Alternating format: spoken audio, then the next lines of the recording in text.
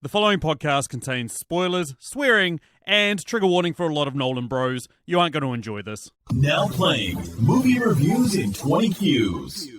Hello, good people. And welcome to the podcast, Movie Reviews in 20 Qs, the podcast where we review a movie by asking 20 weird and wonderful questions about it.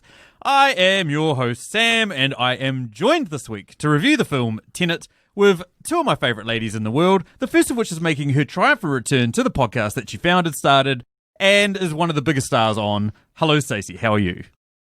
I'm great, thanks, Sam. I'm super excited to be here. Be back. No one believes this shit anymore.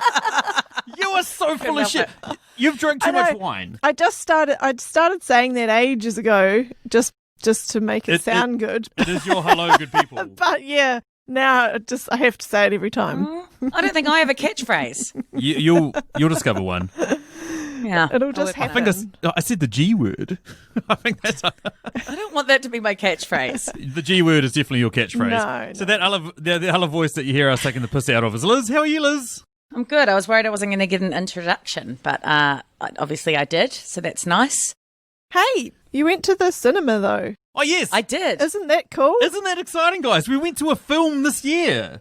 I actually went to a cinema and saw a film on a screen, and it was real nice because I had like my jacket on one seat next to me and my bag on the other, and I had like all my stuff all spread out, and I had my feet up on the back of the chair, and there was no one around me at all because of social distancing. So I was like, "Suck it, bitches." They need to have it like that all the time. I didn't have to worry that someone was going to come and sit beside me or anything like that. Ooh. Yeah. Oh, I don't want to be near people. In case any of our listeners are under the age of 35 and wondering what happens when you turn 35 and get older, this is what happens. Yeah. You start hating people. You start hating people and you become those grumpy old fucking assholes that your parents turned into. You need personal space at all times. It's like you've just had enough of people. You're like, do you know what? Yeah. I've done 35 years with people and I wish they'd all just piss off. Yeah, exactly. And give me my seats next to me and the seat in front of me. And 100%. Anyway, as you guys can tell by the name of the podcast, we are doing the film Tenet. And here's the thing. I think everyone knows what this film is because even if you're not planning on going to see this, it's entered the public's consciousness because it's like the first big Hollywood film that's come back out and is supposed to save Hollywood. But I'll run through a little bit of the technical details. Stars John David Washington as an unnamed protagonist, Elizabeth Debicki as Kat, Robert Pattinson as Neil, Kenneth Branagh as Andre Sator, and Aaron Taylor Johnson as Ives. Directed by Christopher Nolan, also written by Christopher Nolan. 8.1 out of 10 on IMDb, 80% on Rotten Tomatoes, 71% on Metacritic. Don't show your cards too early, Liz. Look at your little face scrunch up. Oh, face, shoulders, chin, everything. It's hard to hold it in, man. I've been wanting to chat about this film ever since I walked out of that damn cinema. Honestly looks like you've just sniffed one of my farts, Liz. You just crunched up like no one's business. Yeah. I think those scores reflect how excited people are just to leave the house. It does reflect. Oh, yeah. I love this film because I got to sit somewhere that wasn't my lounge and eat popcorn that I did not make. Yes. It was amazing. I got to pay an overpriced amount for popcorn and watch the god that is Christopher Nolan, who never makes a bad film, apparently. Yes, hello, Nolan bros, and welcome to the podcast Movie Reviews in 20 Qs. You're going to love this. You are going to love this podcast. But anyway, what's the plot of this film, Stacey? What is Tenet about? Yes, Stacey. What's the plot? Go. Okay. Shit. Okay, so... Stacey watched this last night, ladies and gentlemen. So did I, but I don't envy her this job. Okay, so... I can smell something burning. Yes, my brain. Yeah, that's the I see what you did there. That is the dad Okay, joke. so John David Washington is I don't know what, he's the protagonist, and he is tasked with stopping this evil dude, Sitar, who's Russian or Ukrainian or something. Russian. What's he trying to do? He's trying to stop him from doing whatever it is that he needs to do to save the world. I thought that was very good, actually. He's trying to stop him. And Armed with only one word, Tenet, and fighting for the survival of the entire world, a protagonist The fuck journeys does that through even mean? a twilight world of international espionage on a mission that will unfold in something beyond real time. Didn't he only use the word Tenet like once? Yeah. Yes. I thought he was going to be using it all the time. Yeah. Save it for the meat of the podcast here, guys. Okay. Let's fucking get Let's get into it then. Let's get into it. That's enough out of us. If you haven't heard this podcast before, what we do is we throw 10 questions at the movie that could be applied to any film. We then move into 3 personal questions, then finish on a listed question. But we've got a new Patreon, so we're going to finish on our new Patreon's question. First question is the compliment sandwich, which is either one thing good, one thing bad, one thing good about this film, if we're giving it a score over 5,000 out of 10,000, or we give it a shit sandwich if we're giving it under 5,000. But I'm going to throw it over to Liz. Why don't you hit us first, Liz, because you look like you're about to squirm out of your seat. I have been wanting to talk about this film for quite some time, and by quite some time I mean like a day. 24 whole hours in linear time. You committed the podcast sin, Liz, where you tried to talk about it before we recorded. But that's the thing, like, you were extra hard on it this time. You didn't let me, talk about it at all. And I was just like, I need to know what you guys think. And, so I guess I'll find out now. And I've got a pretty good idea. I have a feeling like we might have all the same answers to this question. Probably. So, that's why I wanted to go first. So I sounded intellectual. My first shit. You don't need to worry about sounding. You don't need to worry about sounding intellectual, Liz. But shit. Oh shit.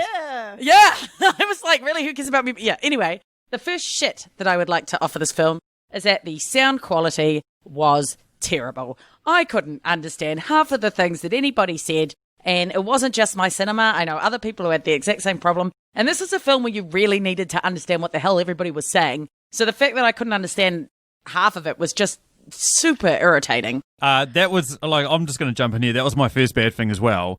There was 2 distinct, really bad parts of it, which was that one of the characters would deliver amazing dialogue, like, "Hello, how's it going? Look, I need to talk to you. I've got some news that would be real information."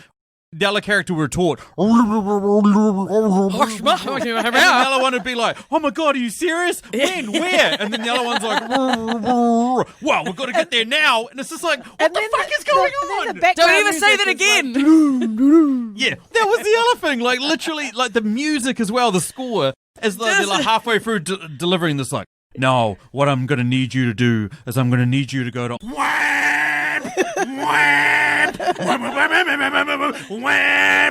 and retrieve I'm not it for gonna lie, me." I might keep doing that throughout the podcast. I was going to do it. I was going to do it throughout the podcast. I was just going to randomly interject and annoy the shit out of everyone throughout it's hilarious. I'm actually crying. Hey guys, I would actually like to say something good about the sound. Well, so would I. About the sound. It made it really exciting. Because you had no idea what was going on. Yeah, exactly. I was like, I don't know what's going on, but it's fucking loud and it's cool. It's obviously bad because the music is bad music. Yeah. Sorry. Okay, so my good thing was that, again, as you can usually expect for Nolan films, there was some really stunning visuals. I especially liked the final Siberian location. I felt like it was just beautiful. Some of the, the imagery on screen was just really lovely, and that made up for what my second bit of shit is, which is that the plot was way, way too confusing, and I had no idea what was going on. And so at least while I was watching and going, well, wow, why is he, who's that guy? Oh my God. I was like, well, at least it looks pretty. If you've missed all the exposition, it's almost impossible to actually work out who people are and what they're doing and what's happening. Of course we missed the exposition because we couldn't hear it. That's we what I'm didn't saying. know what was going on. 100%. None of the characters really stood out. Other than the key main ones. I'm not even 100% sure I know who Ives is.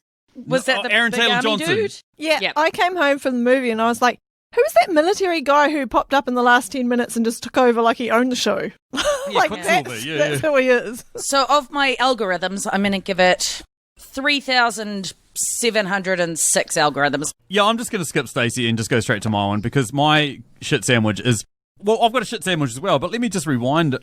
I fully could say that this is potentially a 7,000 or an 8,000 out of 10,000 if I understood what the hell was going on. But when you only understand a quarter of the dialogue, it just I still shits don't over think, everything. even if you understood all of the words, I still think I would have been confused. Yeah, there is that. Just my good thing is yes, stunning visually, but also the set pieces are fucking out of this world.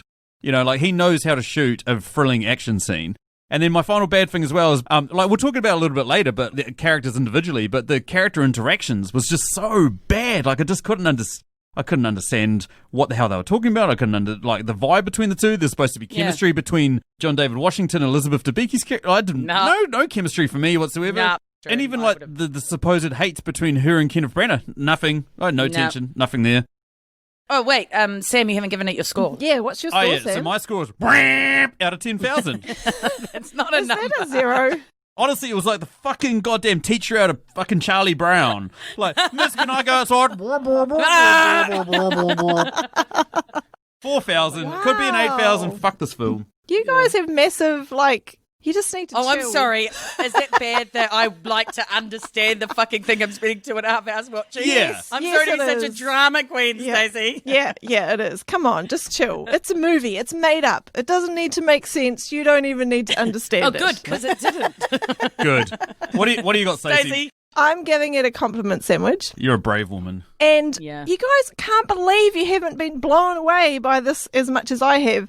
John David Washington, he's the man. Yes, he's he my is. Yeah. favourite new actor. Yeah, new, I really new to liked me him. actor.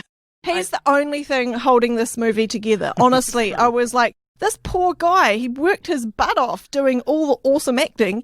And then I watched a YouTube video and found out he did all of his own stunts. And so he physically just did everything in this movie in reverse and forwards. So, That's the craziest part, is he actually reversed himself so that he could do the ones in reverse as well. That's pretty cool. Like, he invented time travel reversal so that he could... Sam, I shut thought you up. meant, Get out of he here. did the- This is not a shit sandwich. It's awesome. He's the man, right? Bad thing? Uh, Sound...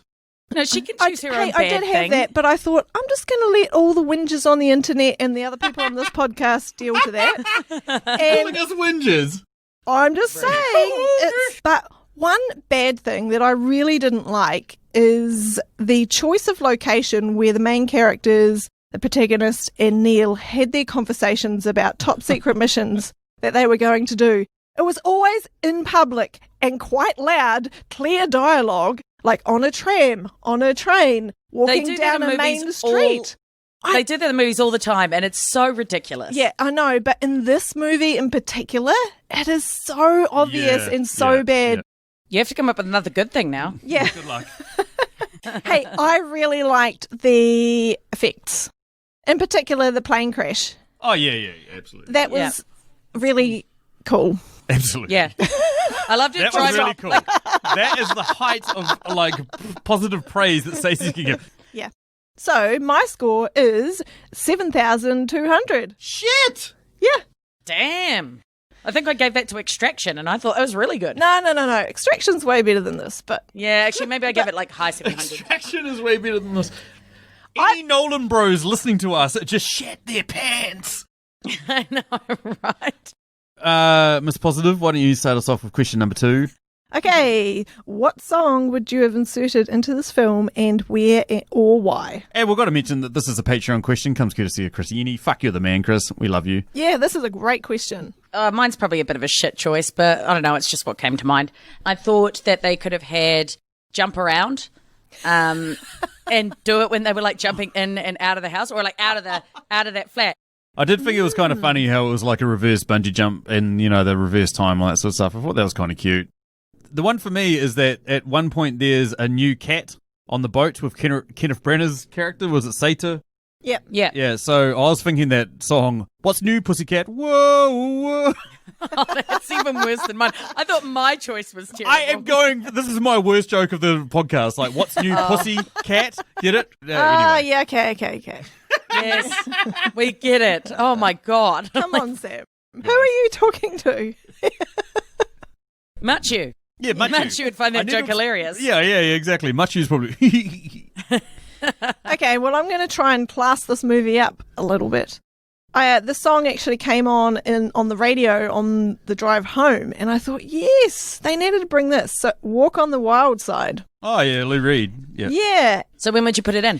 Okay, so I would put it in at the end, a scene where Robert Pattinson, JDW, and old mate, military guy, the three of them are left there, and he's just walking away. Oh, yeah. And so you just need to bring the mood of the whole thing down, just chill the whole thing down a bit. Anyway, that moves it over to question number 3, what is this, Liz? What deep philosophical debate arose in you during this film? Oh, yes. So, I don't know why I sound so excited to talk about that. Maybe it's the rum. But he spends a lot of this film trying to work out who the bad guy is, right? Who's getting these weapons. And then he finds out through the woman in India that it's like this guy. Priya. And then Priya. And then in order to meet this guy, he tries to set up a interview through his wife and all this other stuff. I was thinking to myself, the reason why he must be doing this is because he's got no troops or backing or anything. But then at the end, we see they've got all these troops and army and all this other shit at their disposal. So I'm like, why the fuck didn't they just storm this guy's boat or whatever at the first chance they got? What is stopping them from finding this guy early on, storming him, fucking taking him prisoner or whatever, Kenneth Branagh's character I'm talking about, and like stopping him from being able to build this fucking bomb? Why'd they fuck around? Yes, the movie would have been about an hour shorter. Probably would have been a good movie. But fuck, what the fuck are they doing?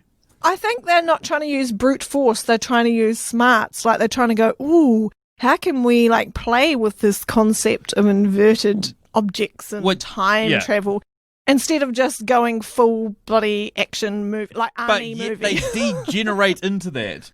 I feel like the thing that Christopher Nolan was doing was he was, like, trying to make a Bond film. And in Bond, it's always like Bond on his own, and he never has a massive army behind him sorting it out and that sort of shit. And he was trying to make that. But then he got to the end where he was like, fuck. You know? No. What I think happened is they went, hey, in this movie, we were playing with time and inversion of things. It would be really cool to have a battle scene where one team's going in reverse and one team's going in, you know. Yeah, okay. So if someone came to me and said, did you know that Chris Nolan sat down and was just like, hey, here's all these like really cool action set pieces and here's a bit of an idea, and he made a movie around that, I'd totally believe it. Yeah. Yeah. Should we have a plot, character development? Should we have like, you know, like a hero's journey? Should we have anything that makes sense? Nah, fuck all that. Let's just film one. Yeah, 100%. What was your deep philosophical debate, Stace? Okay, I was actually thinking about this when I was watching the movie. I was like, how hard is it to enjoy a movie that is designed to be watched multiple times in order to understand it? So about, I don't know how far through, quarter of the way through, I was just like, I'm not supposed to get this. I can't understand it. I'm not even going to try. So to put it this way, like, I often need to pee halfway through a movie, and usually I just hold on to the end. Halfway through this, I was like, I don't want to go for a pee because then I'm not going to understand this film. And then I was like, do you understand it now? No. So I just came back, and I was just like, oh yeah, it's still doing whatever it's doing. What about you, Liz? What's your deep philosophical debate? Okay, so this may not come as a surprise to anyone. My deep philosophical debate was, how am I not smart enough to understand what the fuck is going on? Like, I am a smart person. I'm quite often the smartest person in the room. I don't want to be a dick about it, but here we are. Like, if I couldn't understand this film, I can only imagine what, like, some people would just turning up the film and just going, a man go bang bang with gun. I think it comes down to how willing you are to let go of trying to understand it. Yeah. So, for instance, that's stupid. Why would anyone want to go to a film that makes them feel dumb? No, I let go of trying to understand it, and then I was like, okay, it's a movie. So I went and watched this film with an incredibly hungover Machu that probably only had like about 4 or 5 hours sleep. God. If you tell me he understood it, I've given up. No. And I said, what'd you think of that? And he's like, there's no fucking way in hell I am doing a podcast on that, bro. Fuck that movie. I just gave up, bro. And I was like, yeah, it's like, I reckon that is. Like, if you watch something you don't understand, you just give up. You just mentally go, Yep. I've got 2 aspects to this. One is, okay, Christopher Nolan, do you want to make films that people feel bad about themselves when they watch it? Exactly. That's exactly what I'm saying. Like, why make people feel stupid? That's not good. Why are you picking on New Zealand girls, Christopher Nolan? But the flip side, or another aspect that I'm thinking about is, you know how we think, okay, somebody's made a movie and people have invested like multiple millions of dollars into this, so therefore it must make sense. It's like, no, maybe we're smarter than they are, and that's why it doesn't make sense, because it's just not that smart. Yeah. This was not I smart. need to see a Neil deGrasse Tyson explainer on the theory behind this. Oh, yeah, that could do it. Yeah. I'd say one of the worst things about it was that I was there by myself, which usually I don't mind. Like in a movie, I'm just staring at the screen. I don't need someone else to be there. But I really wanted to talk to someone at the end and be like, I can't be the only person who's sitting here going, what the fuck, right? But the couple along from me, the girl sort of just suddenly went, "Wah," and I just kind of like shook her hands around her head and I just went, oh my God, she hated it too. And I couldn't help myself and I was just like, excuse me, did you get that? And she was just like, no. And I was like, oh my God, thank God. Like, it just made me feel so much better that this woman was obviously just as annoyed as I was, whereas the guy was probably a bit more like Stacey. And like, hi to that guy, because I told him he should listen to this podcast. So if he does, that's really There we cool. go. Anywho, that moves us over to question number 4, which is another Patreon question. This question comes courtesy of the amazing man that is Dave Baker. Dave has his own Patreon at patreon.com/yourfavorite. There's a link down below. It's the American spelling on it. And on it, he posts a ton of creative content ranging from pro samples, curated YouTube recommendations, and YouTube video essays to written essays on Medium. All go check it out. It's awesome. And what Dave would like to know this week is which character from this film would have the biggest social media presence and on what platform? In theory, none of the main characters should be on social media. They are all spies. So in that case, I think that the orchestra at the start would have the biggest social media presence. Because they need to get word out there that they've got a packed full house. So they must have some good marketing and some of it will be on social media. We're so good we can knock the audience out. Well, they didn't do it. Well, actually, I don't know. Did they? didn't get a No, chance but really they'll know. that That would way. be notorious, you know what I mean? Like, everyone got knocked out at the opera. They're like, it was so fucking good, it put us to sleep. Wait, that's a bad thing. Yeah.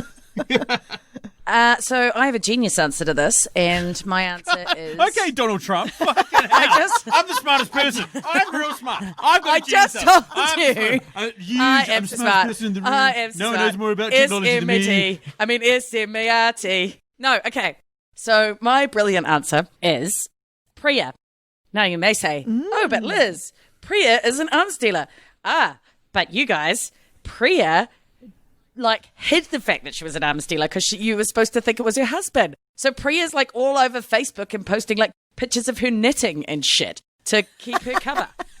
You know, she's posting up pictures of her She's got a chicken dancer. she's you know? got a cooking YouTube. Like how to do home cooked Oh, I like authentic that, Indian food. Oh, it would be so good. 100%. Pretty good. Elizabeth Debicki's character, Kat, is apparently royalty in this film. She's like a... Oh, she's Lady Barton. Lady Barton, there we go. Like look Oh. at how much people give a shit about the royals. Everyone goes crazy about the royals. Like Princess Zara. Who the fuck is Zara? She's like 20th in the line to the throne, yet she's... Yeah, but she's a hot blonde. Yeah. Oh, I see your point. Hey, congratulations. Well done. You've worked it out. You've solved the Fuck code. you. You're And smarter your than we face. thought. You're smarter than Chris we move Nolan on? thought. You're smarter than me thought. Anyway, next Patreon question. This question comes courtesy of our Patreon, Julio, from the Contrarians podcast. And he would like to know, what's your most controversial opinion about this film? Before we get into that, what's the Contrarians podcast? Where They're very contrarian. they take like the opposite or controversial view of the movie and talk about it. And then later in the podcast, they reveal what their true thoughts about it In real are. talk. Well done. Congratulations. Here we go. Stacey's actually listened to Yes, an I episode. Well done, actually Julio. have, Julio. Very impressive. Okay, well, I mean, we're fairly controversial already given that this has a positive review, but Liz, what's yours? Yeah, hear me out. Pretty sure people aren't going to like this one, but I think it would be a much better movie had Christopher Nolan not written it or directed it. Or Anyone else directed. had done it, I'd like it more. Anyone else? Michael Bay. Yep. Sure. Any other director, I'd be happier. Okay, Ooh, that is going to be controversial. We're going to have hate, I know, hate mail spicy. from the Bring it, bitches. Christopher Nolan fans. yeah, I'm pretty sure they've already But maybe the tuned Bay fans will stick up for me. off. There's no Bay fans. Oh.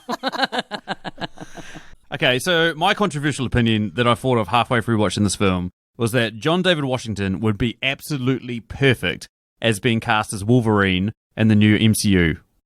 Ooh. Yeah, he's got the vibe. Like, the reason why it's controversial is because everyone fucking loses their shit when someone of a different skin color Oh, 100%. plays someone who's The racist the all source come material. quick. Who gives a fuck? Yeah. Who My gives a fuck? favorite was I think Ariel, the Little Mermaid, Yeah. and they were like, she can't be black. I'm like, she can't be a mermaid either. It's not real. You seem fine to suspend belief when it's about her having a fucking fishtail. No. See, I was actually on board for that because, like, obviously Ariel was white and Ursula was a purple character, so I don't want Melissa McCarthy playing someone that's purple. I want an actual purple actress playing Ursula from Little Mermaid. I don't. But anyway, yeah, controversial opinion. What about you, Stacey? I just wish that the locations had been made more obvious. You know how when you watch like a Mission Impossible movie or something, they actually have it imprinted on the screen, Oh, yeah. what city they're in and what location. I mean, that would have helped because it's an international spy movie. I picked up some of the locations, but some of them just rolled straight into the other. You'd like the director to have given you some contextual clues. Yes. Wouldn't that be nice? I think it's controversial because I think there'll be people out there who are Because he like... doesn't. Yeah, who are like, no, it's art, it's just is how it is, and that decision was made. And I'm like, no, unmake that decision and do it differently. Fair enough. Question number 6 is also a Patreon question, comes courtesy of the amazing woman is Emily Higgins of the Tasteless Podcast. What would she like to know there, Liz? Okay, the lovely Emily, who I admire very much, would like to know which side character would have the best spin-off movie. Robert Pattinson. I mean, I've got a question about him later, but he's like this sort of charming, suave, British dude, but then at the same point, like, he dies at the end, right? So he dies in Does he? No, he does.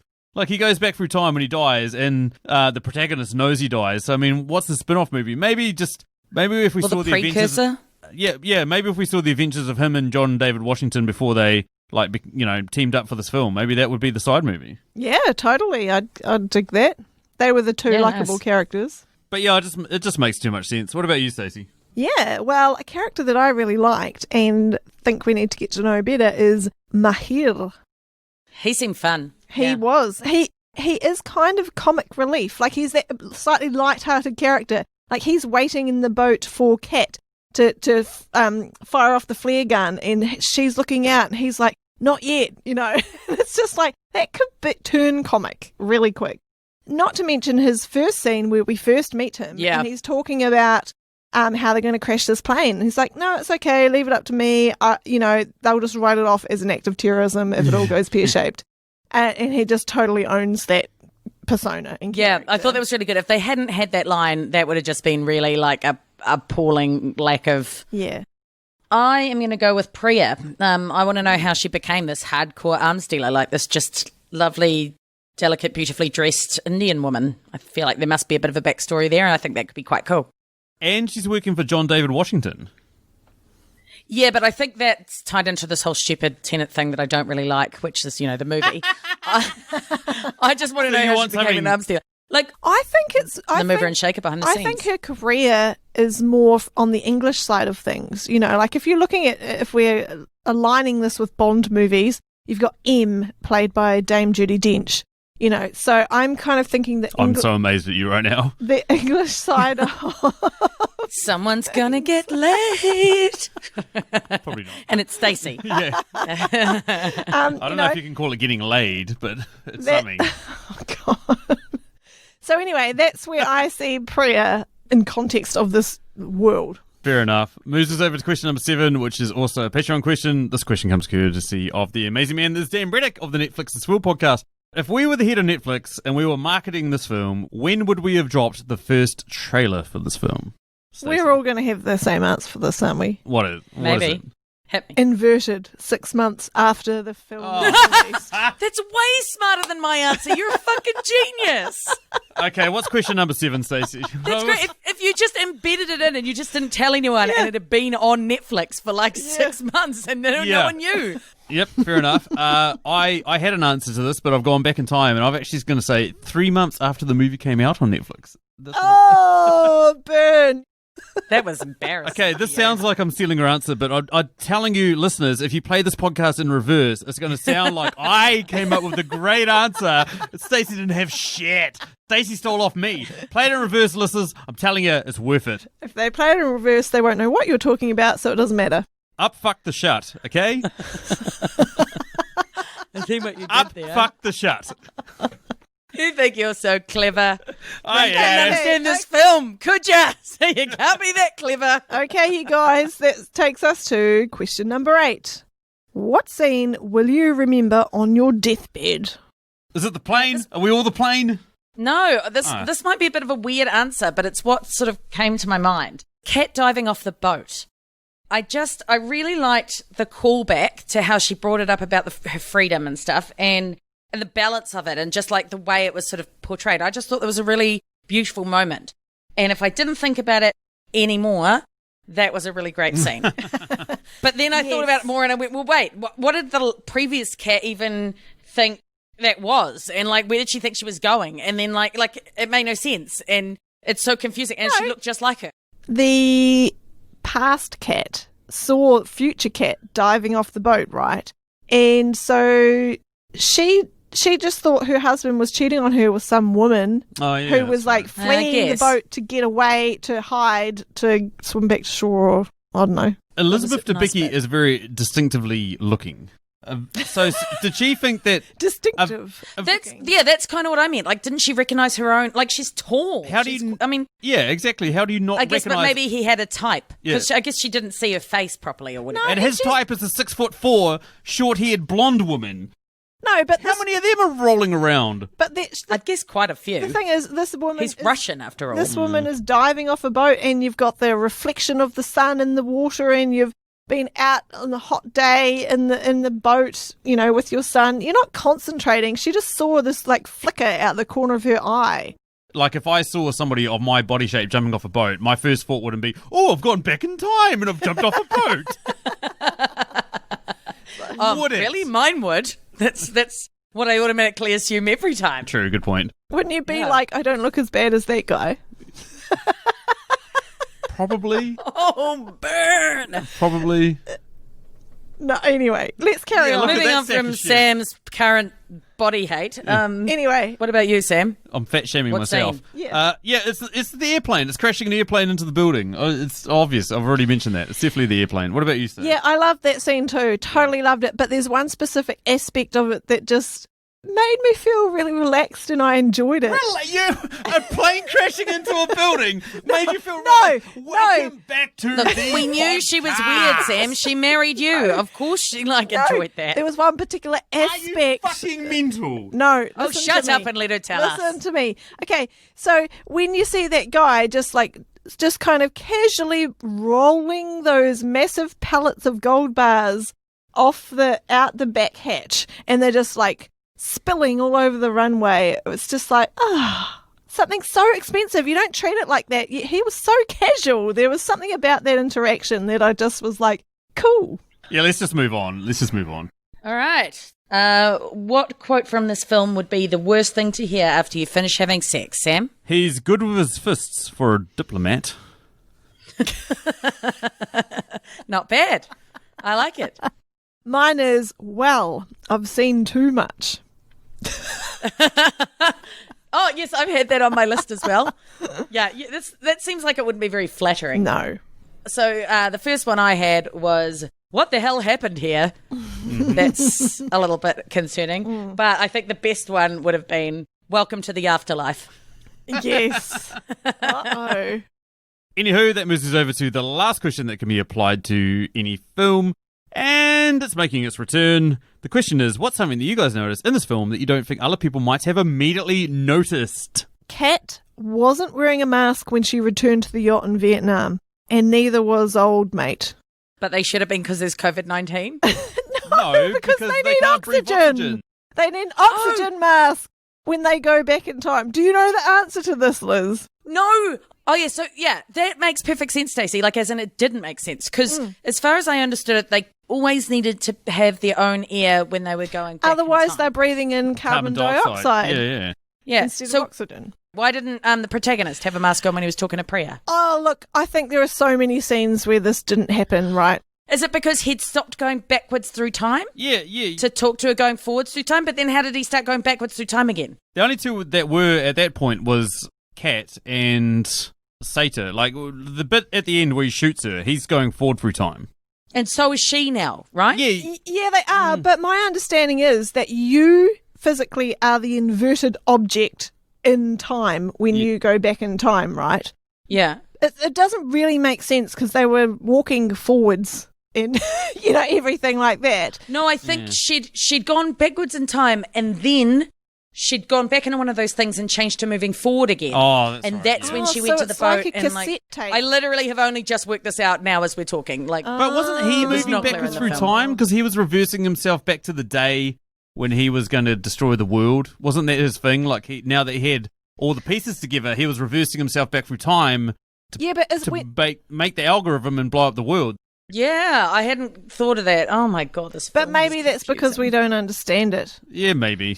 I strongly suspect that they filmed some of these scenes in reverse, right? And one of the reasons why I say they filmed these scenes in reverse and then played them forwards is there's a scene at the end where the military's running in the backgrounds, and like we've got one military going forward through time, we've got one military going back through time, but one of the teams that's running back through time, forward through time, I can't fucking remember. One of them's running like knees up, sort of thing. Like if I was to say to anyone right now, listening to this, run backwards, you would probably run in a comical fashion where your knees are higher than they normally would be when you're running in a forwards direction. Yeah. Like when Because you're your legs don't almost work like that trying to way. high step backwards. So if you watch one of the scenes at the end, there's a whole bunch of people running forwards, but it honestly looks like they're trying to do high knees, like knee themselves in the chin as they run forwards. And that made me wonder, I wonder if those guys actually ran in reverse and then he played it backwards forwards to get that feeling of like this is a scene, but it's a scene in reverse and all that sort of shit. What about you, Liz?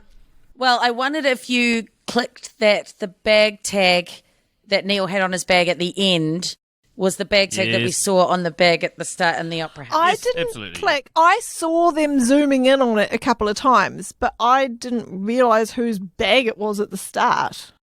To be honest, I mean, I I'd made that up. I forgotten. totally I read it in an article, otherwise I wouldn't have known. Oh, so you didn't actually notice, you read it in an article.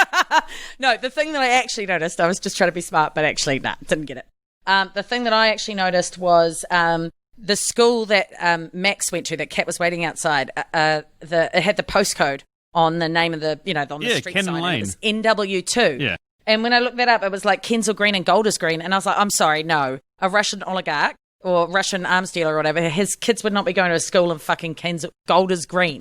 They'd be down in like Chelsea or some shit. Like, Yeah. no way would they be there. I just went, nah, don't buy it.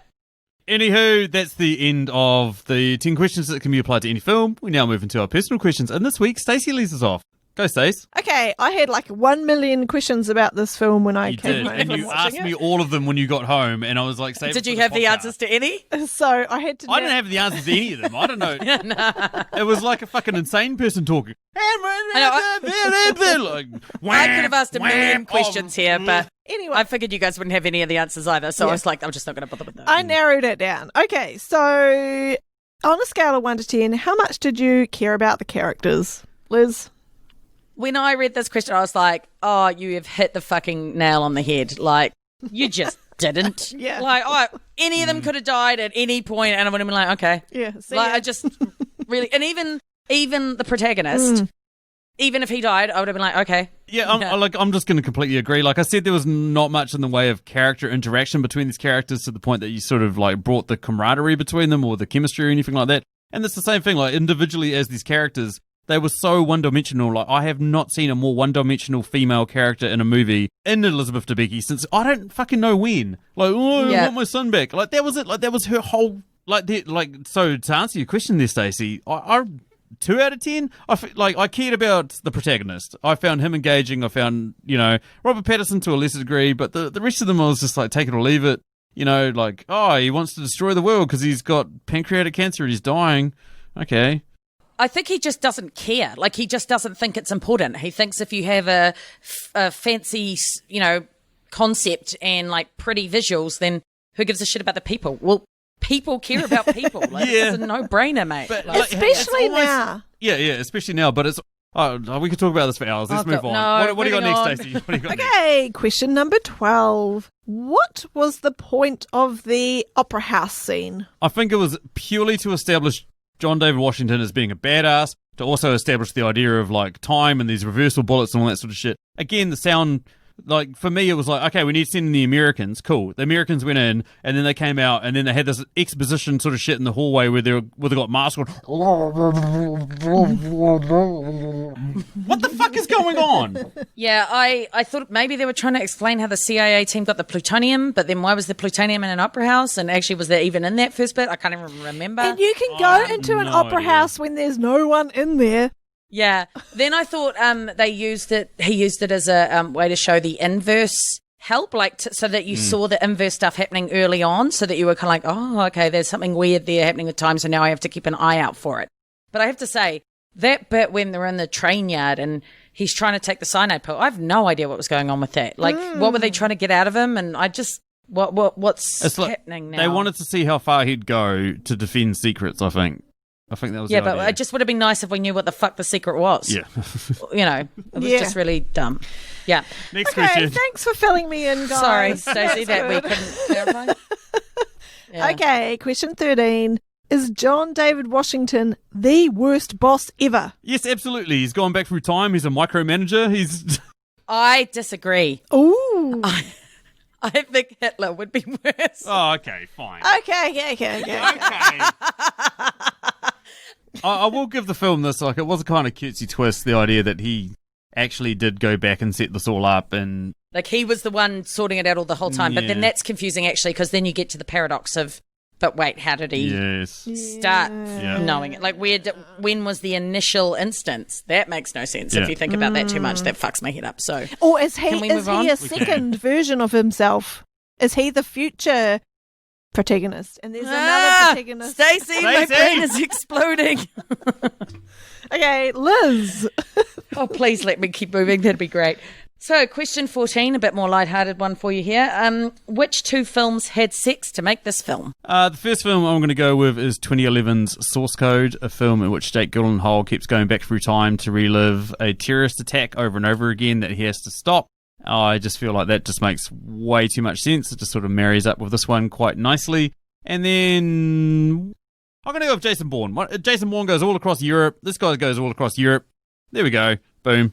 I am very pleased to announce the birth of What the fuck Tenet. are you talking about? She's making a birth the announcement proud, of the movie. proud parents of baby Tenet are Mission Impossible Fallout and Pulp Fiction. Pulp Fiction. Now, I would like clarity on I this know choice, what you're please. thinking. Whap! Okay, Pulp Fiction has the chronological order slightly switched up. Slightly. Yeah, majorly switched up. I'm just going to play the role of shocked character throughout the rest of this question. You're doing very well, Sam. Keep it up. And And now we know what's in the briefcase. It's the algorithm. algorithm. Makes sense.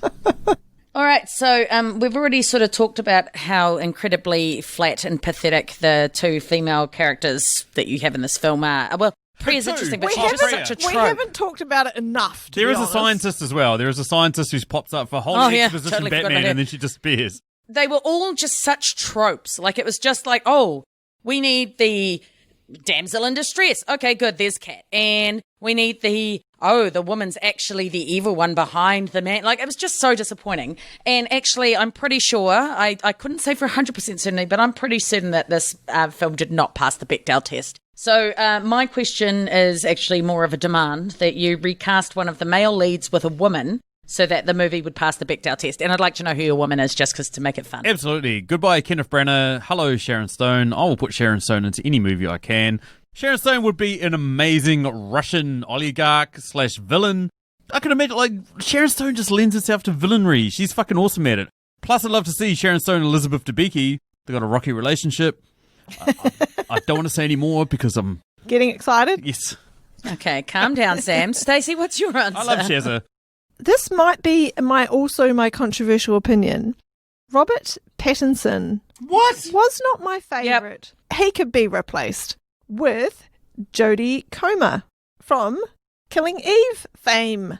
In Killing Eve alone, she plays Russian, British, American, she plays all different that's just the tip of the iceberg. She can play any different character. Amazing, amazing, amazing. I don't like her. Sorry. Whoa!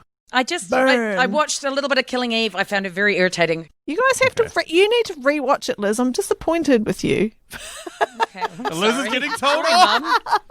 She's not even angry. She's disappointed. That's worse. Welcome to my world, Liz. This is shit I have to put up with. Okay, well, we're moving on so that Stacey won't keep being disappointed at me because that hurts. It does. So my last question is, it ties into basically one of the things I found the most confusing about the film is, did future Cat kill past Cat and take over her life? Like, there was a bunch of, like, future people, like, walking around, but then, like, how did they tie in with their past versions? I really did not understand that. So what the fuck? I feel like she did, given that she's picking up her kid from school. Right? But it was the one that knew about the guy because she had the phone. It couldn't be the old Cat. Absolutely, exactly. Like, it. Yeah, I'm just going to go with yep. Well, when you first asked this question, I read it out loud to Sam, and he's like, yeah, totally, she did. And I thought, well, actually, I wasn't that bothered about it in the movie, and I didn't even think twice about it until right now. But I actually have a different take than you guys. So let's just say that both timelines, they don't converge. They are there's multiple realities. Oh, so, you're doing the different splitting past threads. Cat and future Cat can still exist at the same time. Well, at the same time, that's a wrong phrase, but you know what I mean? They're still carrying on and they never cross paths because they're in different in their separate lines of reality. I ain't got time for this shit. Except that he didn't cover that off at all. That wasn't a thing. No, he didn't, but that's my take on it now. Right now, as of you asking me that question. That was like the grandfather paradox, I guess. It was, kind of thing that they talked Maybe about. shared custody. There we go. They've got shared custody. No, they don't come into contact, Sam. You're not understanding. Yeah, because they'll kill each other. It said that. You're not understanding. Anyway, let's move on. Anywho, that moves me over to my questions. So, this is a Topher question. He threw a couple of questions at us that didn't actually make it into the podcast because he obviously couldn't be here for the recording. And I've recycled one of his. What do you guys reckon happened to Christopher Nolan to make him hate time and linear structure so much? So, for instance, in Dunkirk, like it's all chopped up. Memento, it's like played in reverse. Interstellar, Matthew McConaughey's character goes back in time to tell him younger vision of his daughter. Blah, blah, blah, blah. Spoiler alert. Oh yeah, spoiler alert for all of these time films. Time is the fifth dimension, Sam. I know, but I love saying that. So yeah, what do you guys reckon? What do you guys reckon happened to Christopher Nolan to make him hate time and linear structure so much? I'm calling it the stale, pale male curse. I'm just going where a mediocre man thinks he's a fucking brilliant genius and is like, oh, I have this good idea. I'm going to make this film and it's going to be awesome. And everyone should shut up and listen to me. Yes, trying to be like uber smart. Holy shit. So you're saying the guy that made The Dark Knight and made Prestige and the guy that made Inception I didn't see them. Is a stale, pale, with mediocre talent. It's pretty... And... This is Liz's controversial opinion. I love well. Sam's face, man. His face to this, he's just shocked. Oh no, I'm just amazed.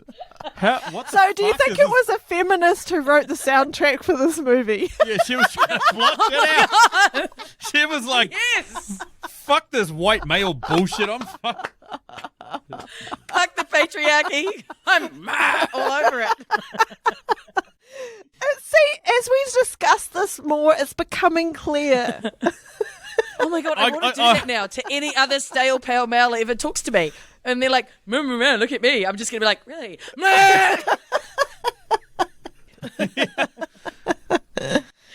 Well, you'll be pleased to know that my answer is much simpler. I think it's weed.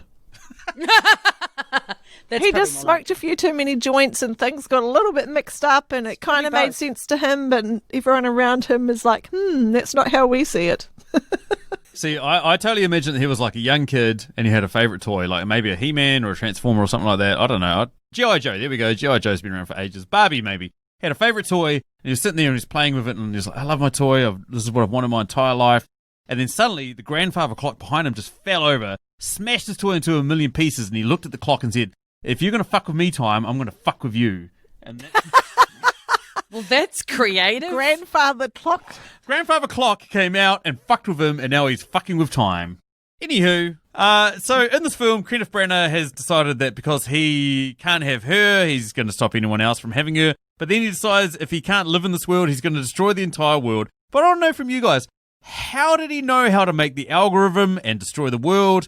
Who was sending him the information or that sort of shit? Like, because we never get that fully explained. We get an idea that in the future, an Oppenheimer type person has created something that will destroy the world, and that some people have sent it back to him potentially. And other people, there's been a war and shit's traveling back through time. But I want to know, because he's clearly putting this all together to create a device that can destroy the world. Who is it? How? Why? How? It blew my mind when I looked up the cast list after this, and that was Kenneth Branagh. Same. Because I did not recognize I wouldn't have picked him. that in a million years. No, so didn't they say it was about dead drops? Like basically someone came back from the future using the inverse entropy or whatever. Yeah, and but who? Left him information. Who was it? I don't know, some random psychopath. Okay, some random psychopath. You didn't say who. You just said no, how. Yeah, like how? Like how? Like is someone in the future sending back all the shit? Well, they talk about the grandfather paradox Yes! in this film. So I think, So you think he's the grandfather of the person? yes. So his grandson or granddaughter leaves it back for him. That's Makes us exactly scared. what I was thinking. I was thinking his... Oh, really? Yeah, I was thinking... That would have been cleverer if they made that in any way clear that was a thing. I like... If we're analysing this film, which I obviously am, I think there's two answers to this. I think there's either the son, the grandson, or someone along his line that knew the story, that found out the story, that has by the time the technology's caught up to it, he's gone, oh shit, I need to do this to make this happen sort of thing. Otherwise, the past is never going to happen. But by that same rationale, if the past is never going to happen, that's why I thought it might have been John David Washington's character. Because he becomes the boss, right? He becomes the boss of this organization. But how is he going to become the boss unless he goes through this whole massive situation in which he comes out as the big hero that saved the day, blah, blah, blah, blah, blah, etc., and then elevates himself through this, organization? No, I disagree with both of those theories. The first Well, you one know what? is- Eat a dick. Okay. Look, the son isn't going to go for that or tell him to do that or anything because he was young enough that he probably wouldn't remember his dad who died from pancreatic cancer that much. And the cat would have told him how fucking awful he was and how he shouldn't trust him and he should never do anything for him. Okay. We're not giving Kat enough credit in this scenario, right? So That's because she was a 2D no, but blob. listen, she is now the grandmother. And she is the one who stops him from killing everybody along with himself. So I think there's a tie in there. I think actually she's got more to do with the great-grandson or the grandson or whoever it is coming back in explaining it's not how it's going to play out. She knows how it's going to play out. Right. I just don't understand why any of them would make that circumstance even a possibility. Robert Pattinson says, there's no way of changing it. Like, everything happens, it happens for a reason, blah, blah, blah, blah. Goes through that sort of stuff. So it almost feels like if you get to a point in the future where you're like, oh, I've worked it out. I need to have that happen in order for us to have this unifying event which creates this and does this and all that sort of shit. It's like, who else? Like, well, otherwise we've got some random strangers in the future that are like, hey, let's fucking blow up the past. And like, why? Why would they want to blow up the fucking past? That's what I thought. Oh, it's because of another article I read, and it was because they said they fucked up with climate change, and so they needed to go back and stop the world being fucked up, and they thought that if they reversed entropy, it would fix it or something. I don't know. Anywho, who knows? Got Who our knows ideas. anything anymore? My brain is fried. Exactly. So, next question. Question 19. Was this a Bond test run for Robert Pattinson? For me, I figure if it was, he failed, because Oh! to me, he was just Edward from Twilight, except with a better tan and he smiled more and had a British accent. I'm just going to ask, have you seen Robert Pattinson in any of his films he's done in the last couple of years? Because that boy has some serious acting chops. I don't know. I take back every negative thing I ever said about him after Twilight came out. That guy can act. You're not replacing Daniel Craig with this bloody Joker. He's not the Joker. He's Batman. Okay? He's Batman. No, see, Batman I was fine with. I thought that was a reasonable casting. I thought that would work okay, but I don't see Batman. I'd be more inclined to put the protagonist in as Bond. Totally agreed 100%, Liz. Yeah. I have never seen Robert Pattinson in any film ever. So this is my first time seeing him. So I'm like, okay, maybe that's the popular opinion that it's a test run for Bond, but I just can't see it. I'm totally on board with Liz. I'm old, what's his face, JDW all the way. Yeah.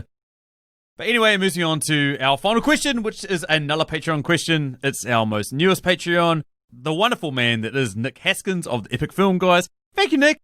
Fucking love you, man, and so glad you're on board. Hey, Nick. Thanks, Nick. He's a big fan of mine. Ooh.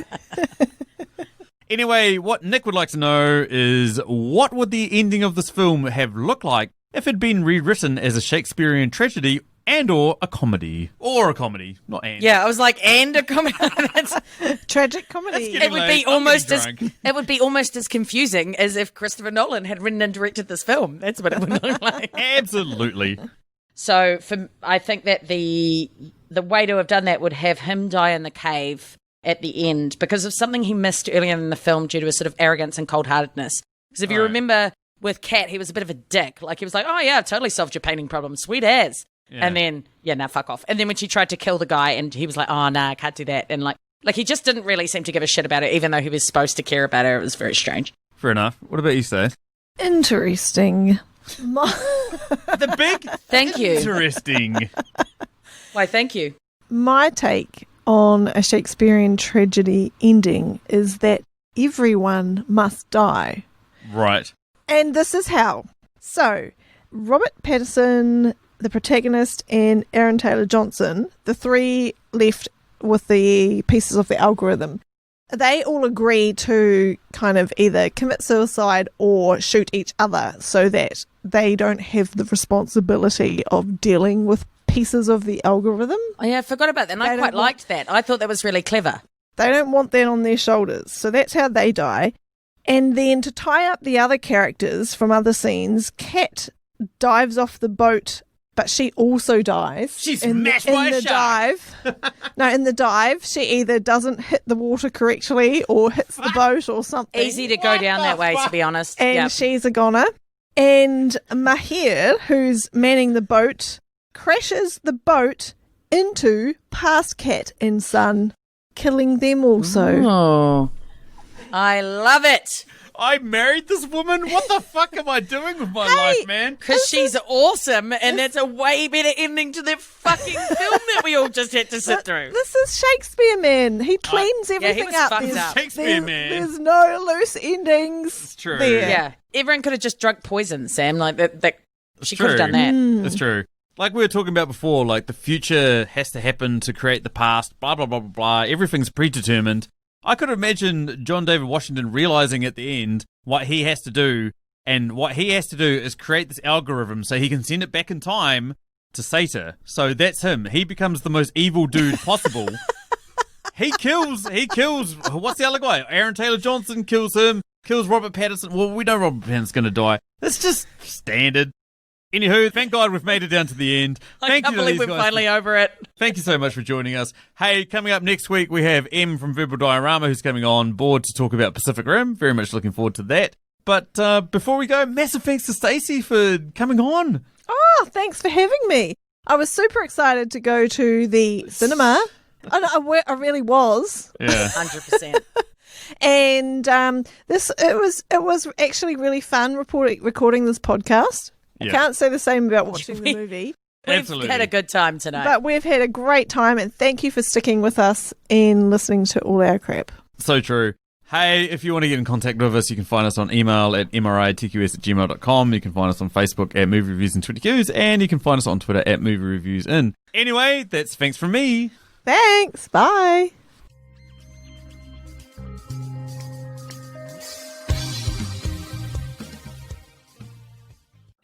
I don't understand a lot of movies that you make me watch, Sam. So now you know what it feels like. Oh, you mean like Lion King and shit? Oh, yes.